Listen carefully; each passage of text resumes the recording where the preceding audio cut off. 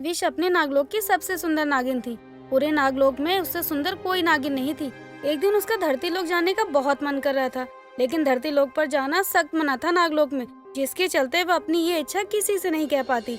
लेकिन एक दिन उससे रहा नहीं जाता और वह अपने धरती लोक जाने की इच्छा लेकर अपने भाई दिव्यांश के पास जाती है, जिसे नागलोक के सभी लोग नाटा कहकर बुलाते थे। जैसे ही विश नाटा को धरती लोक जाने की बात बोलती है, वहाँ के लोग अच्छे नहीं होते हैं, ये कहकर नाटा उसकी बात को टाल देता है और एक पेड़ पर चढ़कर बैठ जाता है।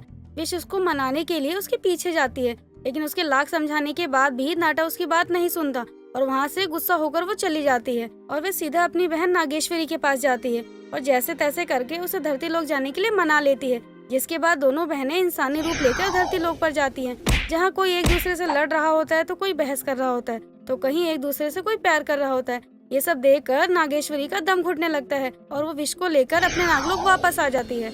लेकिन विश का मन नहीं भरता और वो धरती लोक जाने की इच्छा लेकर अपने गुरुजी के पास जाती है और उनसे आज्ञा लेने की कोशिश करती है ताकि वो धरती लोक जा सके। लेकिन उसका उतरा हुआ चेहरा देखकर गुरुजी उसे मना नहीं कर पाते और नागराज से झूठ बोलकर कि उसे इंसानी रूप धारण करवाकर धरती लोक के एक सभ्य परिवार में एक अनाथ बोलकर छोड़ देते हैं। और उस घर की मालकिन दिव्या को विश पहली नजर में ही पसंद आ जाती है। समय बीतता है और समय के साथ और विश भी उनके रंग में ढलने लगती है और उसी समय उसकी मुलाकात दिव्या के बेटे नील से होती है।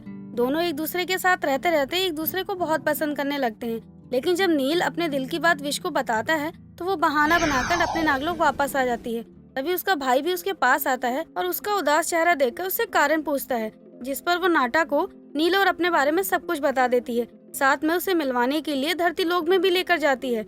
नाटा उसे दूर से ही देख लेता है और चुपके से उसके पास जाकर उसे डस लेता है, जिस पर विश को बहुत गुस्सा आता है और वो उसे बहुत सुनाती है और अपने भाई को नील को ठीक करने के लिए बोलती है। नाटा नील को ठीक तो कर देता है, लेकिन उसके बाद वो नागलोक जाकर विश के बारे में सारी सच्चाई नागराज को बता देता है, जिसे सुनने के बाद नागराज और बाकी सभी नागवासी विश को अपनी सच्चाई बताने के लिए कहते हैं और विश भी उन सबकी बात मान जाती है और नील को अपनी नागिन होने की सच्चाई बता देती है। लेकिन इससे नील के प्यार में कोई बदलाव नहीं आता।